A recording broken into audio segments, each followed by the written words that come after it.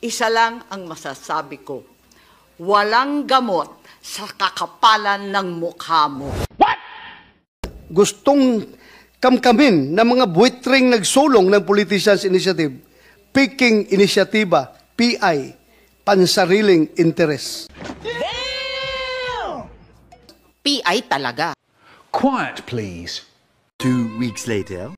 Niratipikahan na kagabi ng Senado at Kamara ang panukalang 6.352 trillion pesos 2025 national budget ang napagkasunduan nilang bersyon ng Kamara. Pero may mga senador na tutol sa desisyong gawing zero ang subsidy ng PhilHealth sa susunod na taon. Dapat po ang pondo ng PhilHealth ay para sa health, kaya nga po PhilHealth.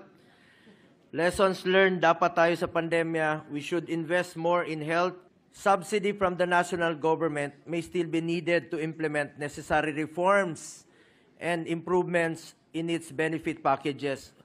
Huwag naman zero budget. Sa huli, ang mga mahihirap na pasyente na naman ang kawawa dyan. Tugon ni Senador Grace Poe, ang chairman ng Senate Committee on Finance, may sapat pang reserbang pondo ang PhilHealth. We believe that the 600 billion of PhilHealth is for them to be able to utilize. They are not definitely destitutes. They have the funding for it.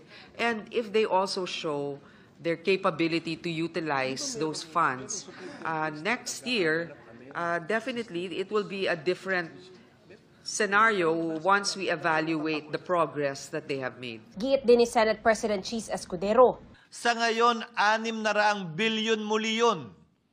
Dadagdagan pa natin uli ng 74. Para sa ano, hindi naman dinadagdagan yung benepisyo. Sa totoo lang, nasa charter ng PhilHealth na pwede nilang gastusin ang kanilang pondo para sa coverage, universal coverage ng PhilHealth. A few moments later.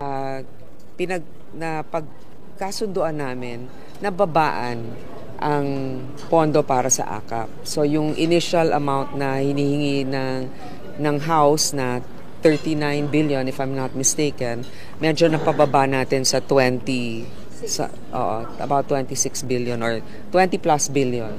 So, meron participation ngayon sa AKAP, pero syempre, ito ay nilinaw natin yung mga guidelines para dito kasi dati ito ay sa House initiative lamang. Pero bilang co-equal body at para naman may transparency, ang Senate ay meron ding pagkakataon na makatulong sa pamamagitan ng AKAP. Oh my